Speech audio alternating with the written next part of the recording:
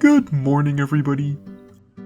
What, Where, Why is usually a Patreon exclusive series, but the world needs Dark Souls 2 information.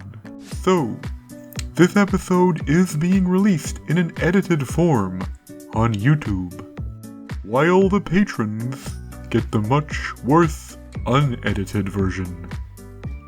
Please be warned that in both versions, Sin cannot pronounce the word Haid. We hope you enjoy What, Where, Why, Heidi's Tower of Flame.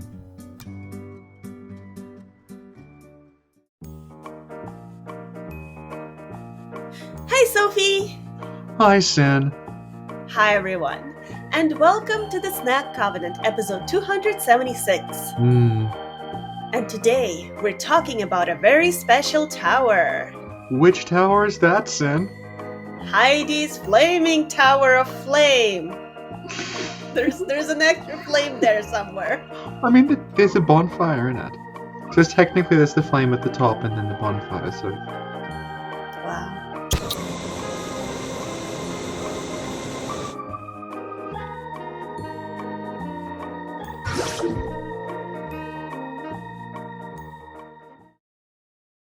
Sin, you asked me to find a joke about towers, so we could start on a light-hearted note. Yes. Hi, Sin. I heard the clock tower maintenance workers are going on strike. Oh no. Their union representative said it's about time. Oh no! Stop again! Someone needs to check on that drum. So Sophie, Yes. let's open the angelic outline. Let's talk about the what. Alright. What is the official name in English? Haid's Tower of Flame. What is the official name in Japanese? Tower of Flame no Haida? I don't know. Could you please describe it? This is where things start to get personal. Okay. Because back before I had ever made a YouTube video, I played Dark Souls 2, and I came to Haid's Tower of Flame, and I noticed some things about it. Mm-hmm. So what I noticed was that at the top there was a large like bright beacon. I noticed it was on the coast, and it was like near some rocks, and the sea stretched out into the distance. And I thought to myself, aha, this is a lighthouse, Mm-hmm. because that's clearly what it is, Mm-hmm. right? It's a lighthouse. So imagine how I felt sometime later when I logged onto YouTube to find out more about Haid's Tower of Flame, a mysterious area dominated by a lighthouse, and was instead told repeatedly that it was actually the temple of the flame god Flan from Dark Souls 1, who never shows up on screen at all and is mentioned once. Well, he's a pretty central character to Dark Souls because he's the god of dessert. Is that going to have a little sting, little like drum beat, or? Oh no, oh no. I thought maybe you were so proud of that you expected it to carry itself. Yeah, I did. Yeah. You know what? Let's try the drums one more time. Maybe Okay. for this specific joke it will work. It's worth it. It's worth it. Okay. Okay, it's not working. Poor drummer. We're so tired. So yeah, Haid's Tower of Flame is a lighthouse, because Haid is a kingdom that was on the coast. And if you look at where it is, like even though Haid is mostly sunk at this point, there's lots of big cliffs next to it. The cliff that Majula is on is there. That's very clearly the lighthouse that would have warned ships that they were approaching the coast where Haid was. And what's interesting is that on the top of the tower, Yeah? it's not a giant light bulb. No. It's a flame. Yes. Because a few people have gone up to the tower to look at it more closely, and it's a Right. literal flame in there. Yeah. So do you think that the flame on top of the tower has something to do with the flame in the name? Yes. Oh, someone just texted me. Is it Flan? That is actually my tower. That's what he's saying. Yeah, he also says he really liked my joke. Oh. Sophie, and to prove that Hade really liked my joke, Is it Hade or Flan? Flan, fuck, sorry.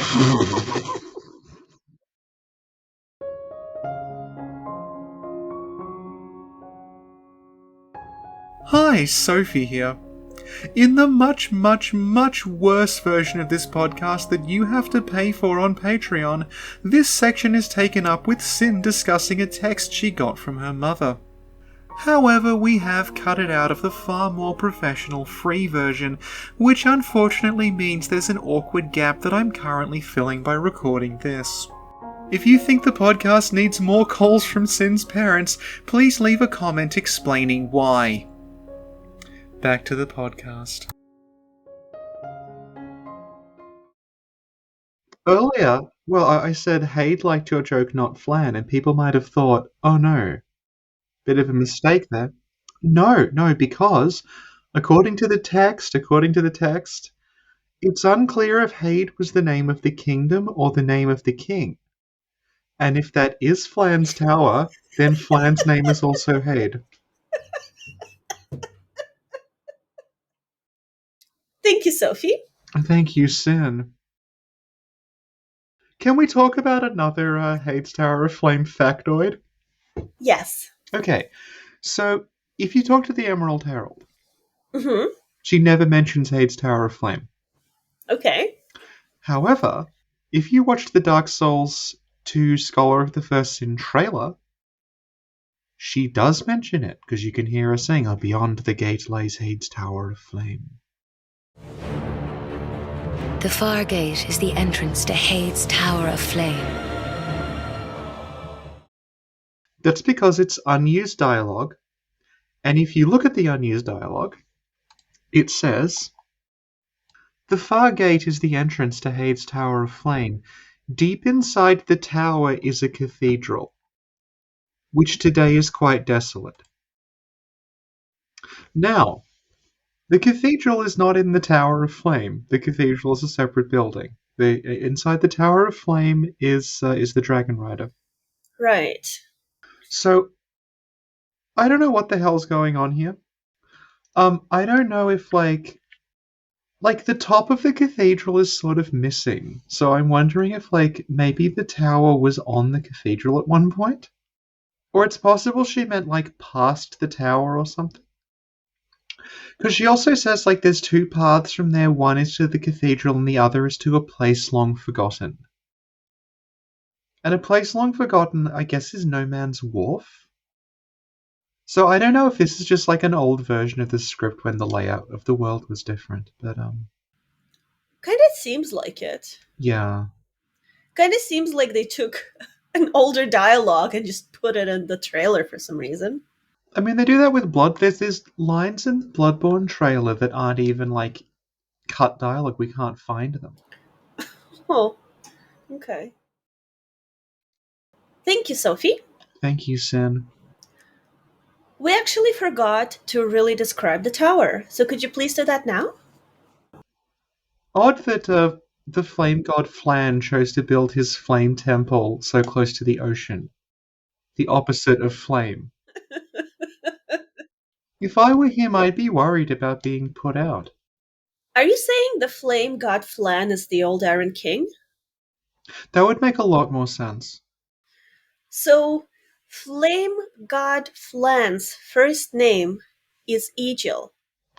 So it's Egil Flan King. Flan King sounds like a dessert company. Oh my god, yes!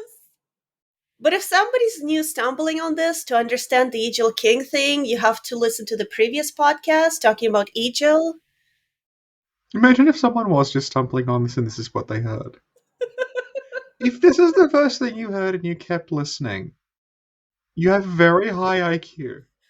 You're one of the 1% of elite gamers who can tolerate the Snack Covenant. Even the hosts think it's terrible. So, the bottom 2 tiers of the tower are kind of like, I guess you'd call them galleries. Like they have just windows going outward. The very bottom floor, the floor is actually operated by a series of levers, which cause the floor to raise and lower. Those levers are all outside of the tower. I have no idea what function this served. Well, let's think about that. Can you please describe what the levers do? Alright, so there's 2 levers. Mm-hmm. Each one of them causes one of the ringed platforms that surround the central platform of the tower to raise. Mm-hmm. It actually doesn't matter what order you pull them in, it'll be the inner platform, then the outer platform that raise. Mm-hmm. That is their only function, and they can't make the platform go down again. Mm-hmm. I guess if you wanted to be like, well, what is the point of this? It might have something to do with water drainage. Mm-hmm. That's the best I can do. Okay. Because the tower is below sea level, like the base of it. And like it has all these like open windows and stuff, so I'm thinking like it probably gets flooded easily. Yeah. So if you want to like get the water out of it, you could pull the lever and make it's like a drain. Mm-hmm. Yeah, I don't know though. That's actually a good observation. And at the moment, the whole place is like collapsing. So originally, maybe it was water drainage. Maybe it was some sort of an elevator that used to work. Yeah, I mean, there's the thing is, there's no way to get to the top of the tower that we can see. There's no way up. So I don't know how that was ever going to work. The thing is, like, there's a spiral staircase around the bottom part. But the top part is constructed in such a way that you couldn't take a spiral staircase up. It would have to be inside. Yeah. But there doesn't seem to be a way to get up because it just has a ceiling. You know what I'm picturing? So as they're constructing this tower, they're making it so it's really not possible to go to where the flame is on top.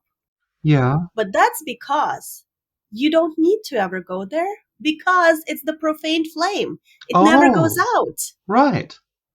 So it can just stay there. No maintenance, no nothing. And that makes perfect sense because it's in a place that's like random bits of Anor Londo, but also people with bird heads, which makes exactly as much sense as the profaned capital. Maybe that's the power of the profaned flame. Okay. It just makes everything around it not make any sense. Yeah, it like bends time and space around it. Yeah, it's like some Grant Morrison thing where it's like changing like the canonicity of things. He's on my mind because one of my friends showed me, you know the boss from Elden Ring that has the dragon arm? Yeah. There's a guy from Doom Patrol called Animal Vegetable Mineral Man who also has like a Tyrannosaurus head for an arm, and they're like, I think this is where it's from, and I'm like, I wish they collaborated with Grant Morrison. Okay, cool. Thank you, Sophie. Thank you, Sin. Do you think Flan is up there as well, and that's just where it's coming from? Okay, well, that's another possibility. The flame itself is Flan. Well, we never go up there. Well, other people have gone up there, and it's just the flame. Like, there's no person in there. They didn't make a 3D model of Flan and put it in the tower. Exactly, it's just, I see. I guess the other thing which we need to bring up, this was like part 2 of the Flan thing, is that if we accept the Emerald Herald that the cathedral is part of the tower, in a line she doesn't say, obviously inside the cathedral is Ornstein, and past him is Targray, who inducts you into the Blue Sentinels, which is the old, it's like the Dark Souls 2 equivalent of the Dark Moon, which was the Anor Londo Covenant. So there was this whole thing about how, okay, Flame Tower, Ornstein, Blue Sentinels version 2, is this supposed to be kind of Anor Londo-y? Because it does look a bit like Anor Londo. It's got like Anor Londo style cathedrals and stuff in it. Weirdly, it has these statues that are of, like, it's a person holding a sword, but they have an eagle's head. They look a bit, or a falcon's head. They look a bit like Horus, the Egyptian god. And there's really nothing in the game that, like, links that to anything. Like, we don't really see that motif anywhere else. It just must have been a Haid thing. And also, on the Haid Knights, and the old knights that are also there, which may or may not be from Haid, it's somewhat confusing, they don't have any, like, falcon imagery. Yeah. Yeah, so it's like, I don't know. I guess an explanation of that could be that there was a lot of imagery of those falcons, but because most of the city is sort of underwater now, we don't see it. I just noticed something. I've been wearing a falcon helmet throughout this entire discussion. You get that from Captain Drummond, who's like at the rate you're trying to marry Kondo the game, you'll never meet him. He's at the very, very end of it. It's technically, it's called the Drangleic set. The captain of the Drangleic Guard War. This is an interesting thought. Let me write it down. I am an interesting thought. But right now we have to focus on the tower. Okay. Okay, so we're going to keep this in the back of our mind. And another time, we're going to have an episode looking at all the falcon imagery in Dark Souls 2 and trying to figure it out. So I'm going to go to monday.com and put it on our board. Okay. New item, Falcons of Dark Souls 2.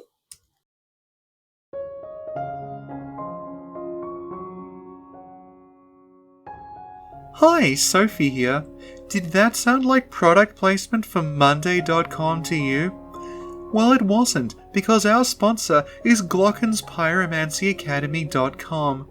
Has this ever happened to you?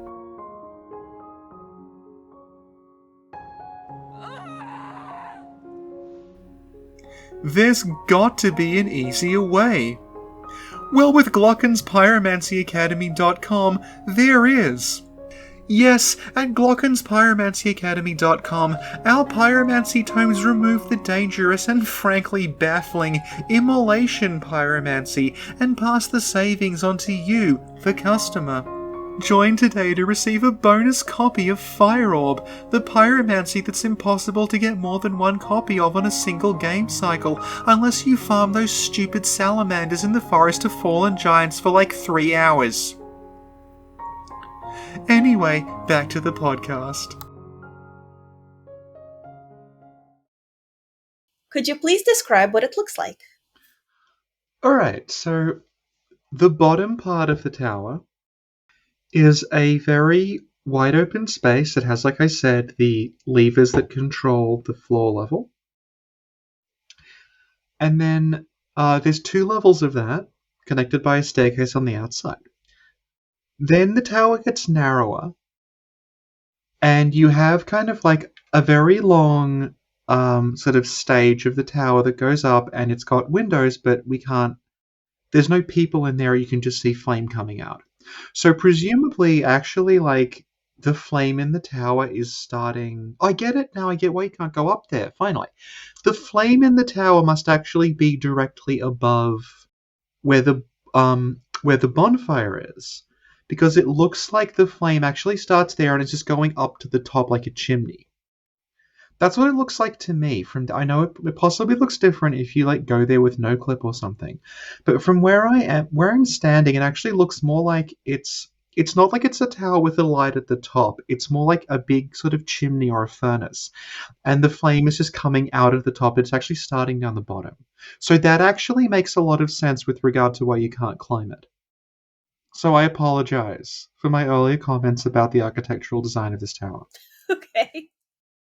There's 2 paths from the Tower of Flame. One of them is the path that we take there from Haid.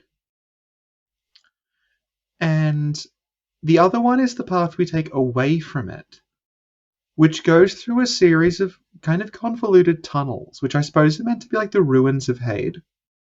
And those lead us through like the sort of, I guess it's meant to be like a sunken building that's connected to, because we can't really see it from outside. That leads to No Man's Wharf. But it leads to No Man's Wharf by a tunnel that's been dug after the fact. So I'm guessing, like, No Man's Wharf was sort of dug out after this. Like, I guess the pirates, like, set up a secret base in Hade. Although that's a bit weird because they're coming and going. Like, it's like a cove and they just have ships that go to and fro, so I don't quite understand. And yeah, if you look into the distance, you can see the ruins of Hade. And what's kind of notable about the ruins of Hade is that they don't look anything like the rest of Hade that we're actually exploring. Okay. Like, the Hade that we explore is very ornate. The buildings are all sort of like octagonal buildings. They have like domed roofs. They're very round, like sort of round windows and stuff. But then if you look into the distance and you look at the buildings of Hade, they look like the Lost Bastille. They just look like they're just big, functional square buildings. You could say that, okay, well, what we're in now is like it's like where the Kingdom of Hade was. It's like the ornate part, because it's like that's where the cathedral was, where the tower was, the important part of Hade, so it's like more ornate buildings. But it's also like it's a totally different architectural style. Like, it looks nothing like the rest of it. Mm-hmm. It like straight up looks like Lost Bastille. And since this is so close to like No Man's Wharf, maybe it is Lost Bastille. I don't know, but there's a lot of it. Huh. It actually kind of makes sense if you assume that the Lost Bastille is part of Hade, because it looks a lot like the ruined areas around it. And if you think about like No Man's Wharf is like right near Hade. And I don't like it's clearly not a very long ship journey. I know we're not really given a sense of time, but like it's implied to be like not that long a trip. So the idea of like, okay, well, we have this ruined kingdom, we're going to have our little pirate base there, and then we may as well also use the Hade, like it's an old prison or an old fortress or something that was part of Hade. I mean, it sort of makes sense. Thank you, Sophie. Thank you, Sin. And what I find really beautiful about the tower and this area in general is the colors and the glass paintings and the design of the ceilings and the floors. Yeah, the ceiling's lovely. The blue is very, very beautiful. Yeah, it's like the nice contrast of the blue ocean with the setting golden sun. Yeah. Speaking of which, can you describe my phone case? It's blue and gold. Oh my goodness. Oh my goodness. I really love that color combination. Oh, well, you'll love Elden Ring. So, Sophie. Yes, Sin. When was it built? According to the item descriptions, it's older than recorded history, so nobody knows. So it could be the oldest place in Dark Souls 2. I'm getting very Prometheus feels from this. Because Prometheus has a lot of blue as well. Yeah, it's one of the bluest films I've ever seen. The difference, I'd say, is that like Hade is sort of like, it's like a sea blue. There's like a lot of tinge of sort of like greyish green to it. The Prometheus blue is like blue Gatorade. Yeah, I feel like Hade is like jewelry blue, sparkly blue. Yeah. Swarovski blue, you know? Yeah. But Prometheus is like Fallout blue. Is the Prometheus thing leading somewhere? Like, is this gonna? Because I'm. No, it just makes me think of it because blue and ancient civilization or architects or whatever. They go together. Yeah. I mean, you could say that like, if either of us knew anything about geology, we could be like, you could figure out at what point like the ground would have sunk to get it to this point. Yes. Because presumably, like, rising sea level is not a problem in Dark Souls.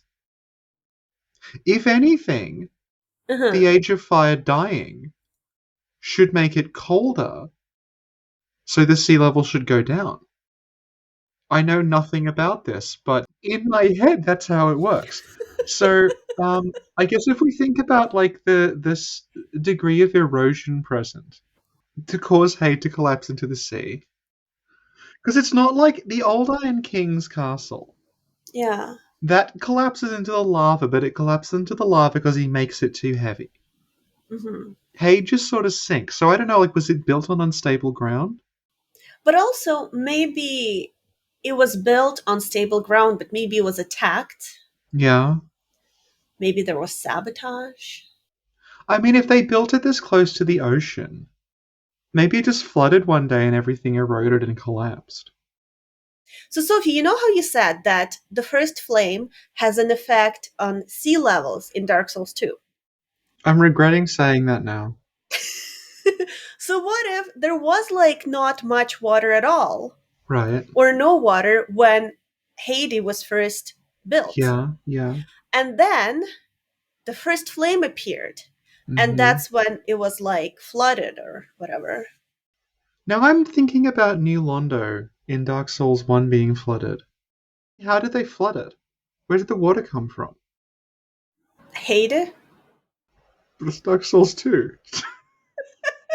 I've got it. Okay. Yes, yeah, When you open the thing, yeah. the gate, all the water leaves New Londo, it goes to Hade, and it sinks.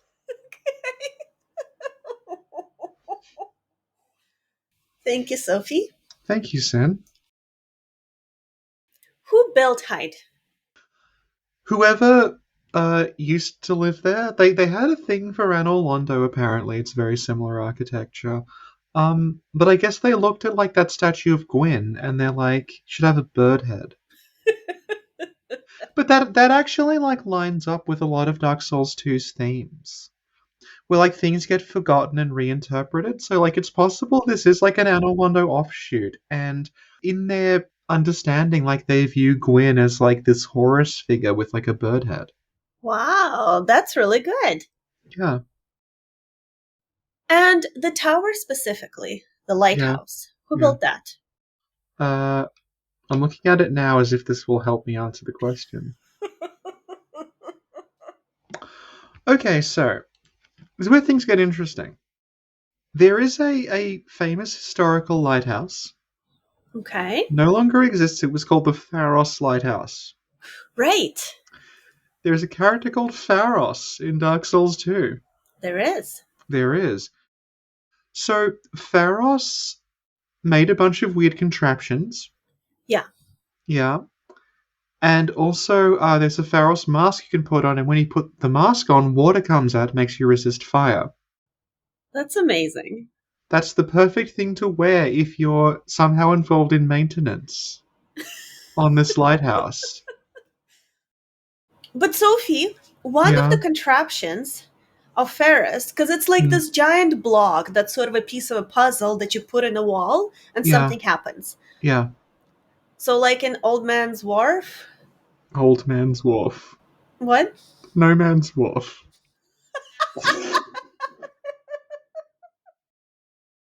The block that you put in a wall or in the Yeah. floor or whatever. Yeah. It makes things happen. So in an Yeah. area, the light can come on. In Yeah. another area, a secret door appears. Yeah.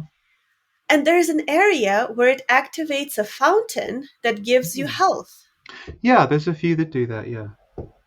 So, fountain, water, heat, water. Yeah, I know. So I guess Pharos the Vagabond existed before the dawn of recorded history. Oh, I mean, he would have had a lot of time, because have you been to the doors of Pharos yet? If Pharos built all of those, he was there for a while. that would actually make sense. Maybe he was some sort of an immortal giant. You know what? You having said that right, Yeah. just before you, like, drop down into the gutter, there's an area called Grave of Saints Mm-hmm. that's full of Pharos contraptions. And the Rat King that inducts you into the Covenant that, like, is sort of associated with Pharos because you get Pharos rewards from it. And there's a giant skeleton there. What's really bizarre is that that's called Harval's resting place. Who's Harval? What is Yorm's other name? Oh, Halleck. Havel, right? Yeah, right. Halleck. Yeah. So they're similar names. Yes. They're both giants. Right. And pharaohs would have had to be a giant to build all those things and contraptions because they're all over the place, up and down, high and low. It would also explain why you operate them with giant, cumbersome, blocks that are like the size of your head. Yeah, because for him Yeah. it's like, oh, I just put it in with my thumb or whatever, but for you it's like Soul Reaver blocks. Yeah. Wouldn't that have been a great mechanic?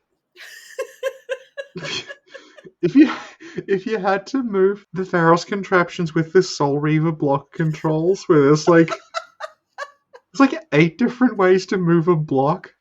Oh god. Mary Kondo runs would have been much more popular because you'd literally have to clear out the entire area to put that block where it belongs.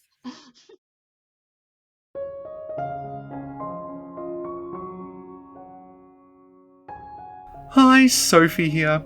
I just got a little message from Sin reminding me that we forgot to talk about Lycia of Lindelt, one of the 2 inhabitants of the tower. Yes, we forgot to talk about half the people in the tower, but to put a positive spin on it, we also remembered to talk about half the people in the tower, which is pretty impressive given our track record.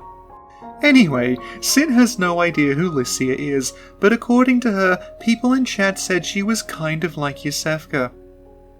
As a duplicitous priest with a penchant for murder, I'd say she's closer to Petrus from Dark Souls 1, only the sexy waifu version, setting a dangerous precedent for the inevitable Dark Souls gacha game we should be getting around 2028. Anyway, as someone who does low soul memory runs, my interaction with Lycia is limited entirely to pushing her into the sea. Back to the podcast. Which materials were used to build Hades' Tower of Flame? Well, I'm looking at it now.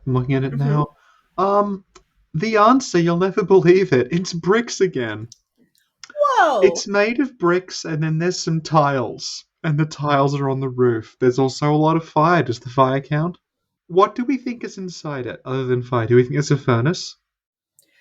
I think it's a magic fire that just never goes out. Okay, yeah. Okay, so we don't have to hypothetically say that inside it is like a series of pipes. It's just a magic fire. Yeah. It's a profane flame. Yeah. Hades sinks and becomes the profaned capital. Because that's underground. Oh my god! Yeah. I like that. And Pontiff Sullivan gets the profaned flame after he beats Ornstein. Yes! Yeah, that's a very Dark Souls 3 solution to something. And also, I forget how Havel, the Ferris giant, is connected to all this. That's the problem with this podcast, is that it's so complicated. And so much is being discovered, so many theories, so much synthesis, that the people who are on it have forgotten what they're talking about. That's how, this is what I mean. You need a very high IQ to follow this channel. Okay, but Sophie, basically, giants associated with Heide and giants associated with the profane capital. I think for Christmas you should get your boyfriend to get you a whiteboard. And you can put it behind you and you can write what we're talking about and connect everything. And also, the giant warriors are pretty giant. They're actually about the size of the Harvel skeleton, yeah. Do you know what the giant warriors drop armor that if you put it on and it runs out of durability, it explodes.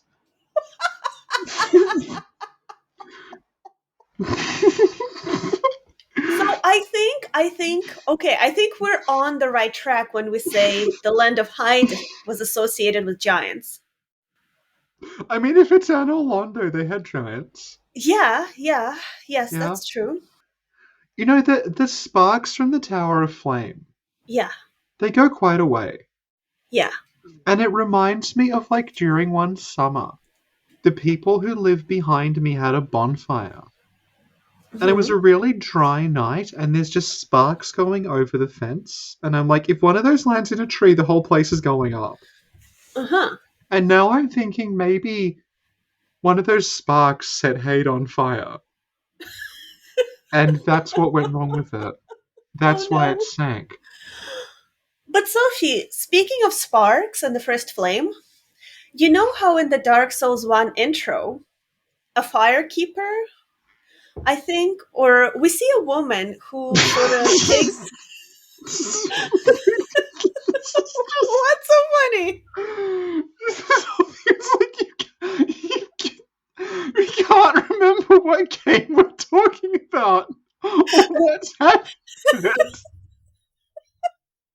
I remember someone. Like, it's gonna be very simple. It's just the Tower of Flame, not anything else. 57 fucking minutes in. It involves Pontiff Sullivan, Pharos, Yorm, soil erosion, an accidental fire, Gwyn with a bird head, Captain Drummond's hat. My apologies, I continue. What I'm trying to say is that we see somebody take a spark of the bonfire or a flame or a first flame, whatever, a spark into their palms. Yes. So what if this flame that is on the top of the lighthouse is a very important flame? What if it's like, because we've established that Hyde is older than civilization itself, what if this is like the first flame? So this sinks into the ground, and that's the start of Dark Souls 1. Maybe. Time is convoluted. What if it's the first flame of Dark Souls 2? This is their own flame. Well, I mean, it's right there. You'd think, like, someone would have noticed it. Maybe Nishandra, Vendrick, the whole, like, people. I mean, you can't get up there, that's the problem. Unless you're a giant. There's also a dragon. So you take your dragon to get up there. The dragon could have lit it. Yeah. Wouldn't it be great if, like, after you kill the dragon and respawn the area, the flame's gone out because the dragon was lighting it? Yes. Yeah. Oh, that was super cool. Yeah. And there's just a whole lot of shipwrecks and it's all your fault. Actually, the boss of the tower is the Dragon Rider. He must ride the dragon up to take care of the fire. Yeah. Yeah. Okay. We got it. Yeah. So let me ask you, because I didn't finish Dark Souls 2 yet. No, you're not going to finish it. It's very long. Alright, let me be clear. Dark Souls 2 is very long, but it doesn't take you, like, this long. It's taking you this long because you're insisting on despawning every single enemy. That's why it's taking so long. I don't like to brag, but right now I'm running around Hyde having finished the game. Uh-huh. And I didn't despawn anyone. Oh, wow. Yeah.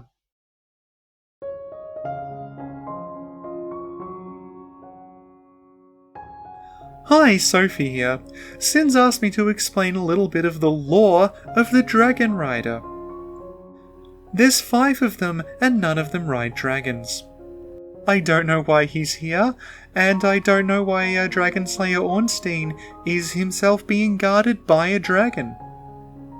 And this is where someone's going to chime in and say that actually the thing in front of Ornstein is a drake, not a dragon. So I'm just going to preemptively say fuck you, because in Anor Londo there is a whole trophy room near where Ornstein is, and it's full of decapitated drakes. So he's clearly not discriminating. And also, you know who else he tries to kill that's not a dragon? You! Anyway, the Dragon Riders were tasked by King Vendrick with defending important places in Drangleic. 2 of them are guarding Drangleic Castle. 1 of them is guarding the room where Vendrick's soul appears, and another is guarding Vendrick himself in the Undead Crypt. The one in Hyde's Tower of Flame is guarding some pirates that have nothing to do with Vendrick at all. back to the podcast. So, Sophie, tell me, do you physically encounter a flame that you have to link or extinguish like in the first No. Dark Souls? No. What do you encounter in the end? You sit in a throne and then a door closes. So you do not see a flame. The end of Dark Souls 2 is you are in a position to choose whether to link the flame or not. That's the end of the story. But if you say, yes, I will link it, what happens? That's not a prompt, though. It just ends. Because after the credits roll, Yeah. you get a dragon, and the dragon drives you. Drives you. It's got a little car.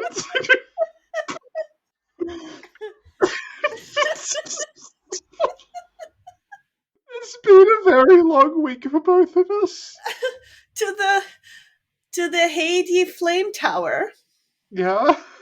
and that's where you link the flame. Okay. Okay, Okay. cool. It all makes sense. So yeah, the dragon drives you there. It all makes sense.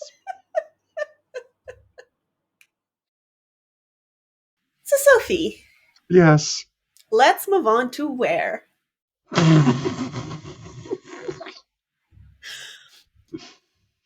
Okay. Okay. Where is the Tower of Flaming Heidi located? No, that's not It's it. What's it called? Hade's Tower of Flame. Yeah, where is that located? It's in Hade. Okay. Thank you, Sophie. Where is Hade located? In the ocean. Thank you, Sophie. Where is the ocean located? Well, now we're getting into the whole Dark Souls cosmology of whether it's round or flat. Oh my god. Yeah. There's going to be a lot of notes in this, isn't there?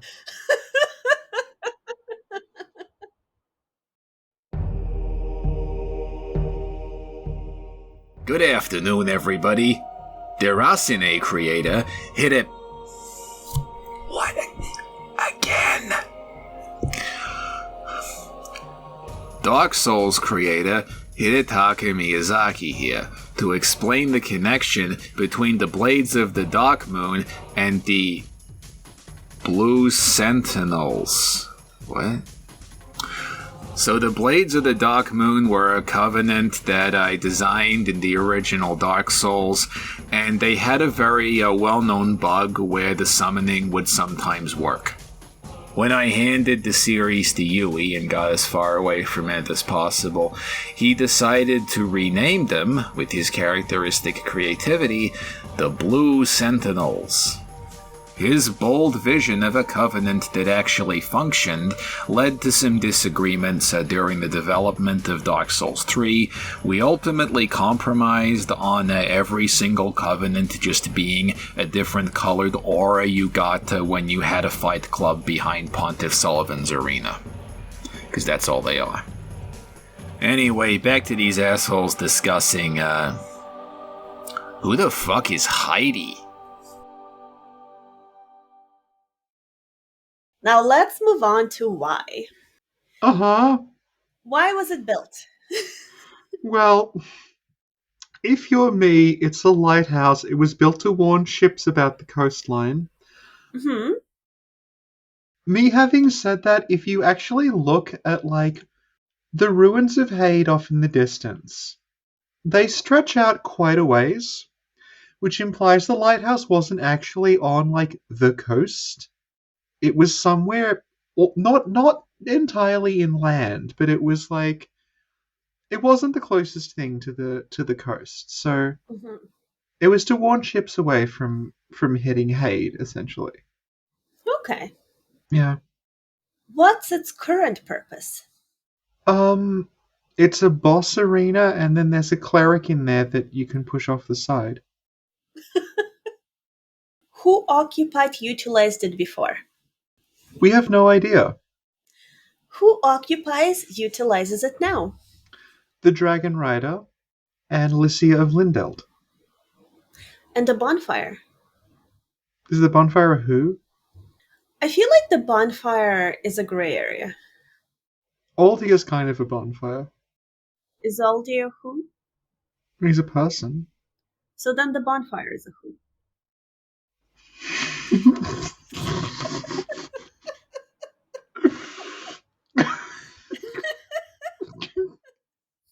Thank you, Sophie. It'd be good if in like New Game Plus, Aldia's just at every bonfire. It's like, I have another philosophical question for you. Like, God, I just want to rest.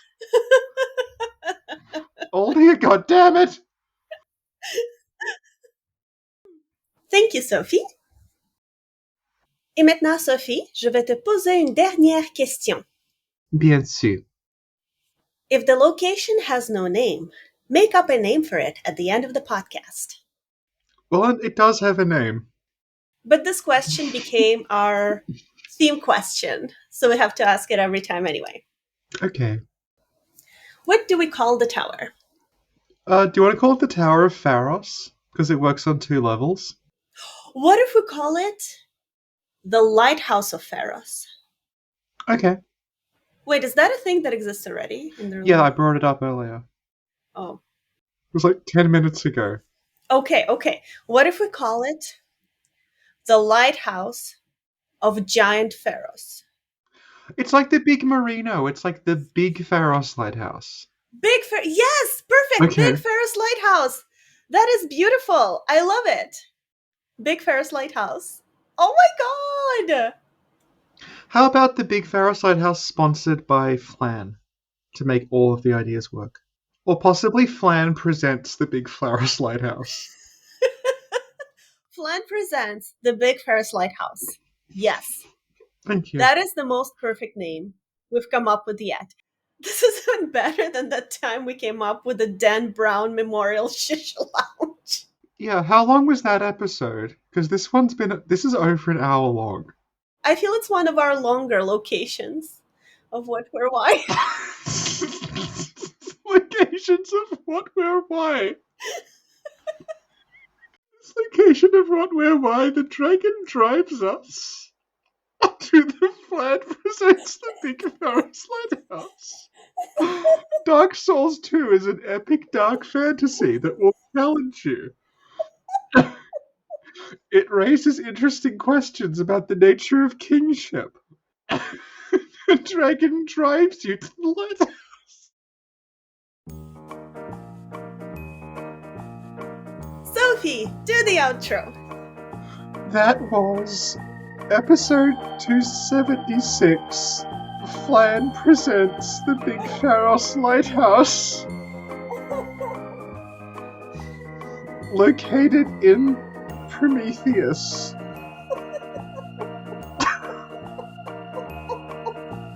It was 71 minutes long.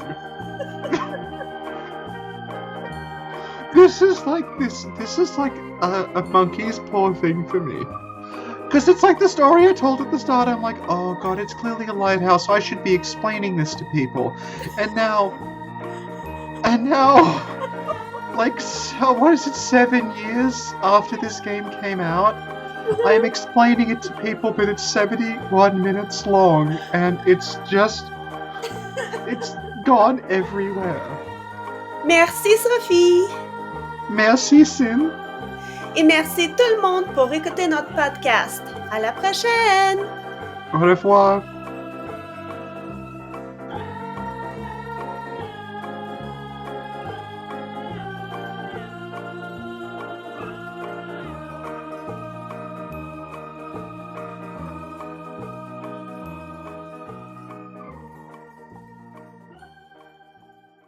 Sin, what do you call a woman who lives in a church tower? Maria? Belle. Oh. Belbrutus? I'm just trying to find ones that aren't either about 9/11 or full of sexual stuff, and it's very difficult.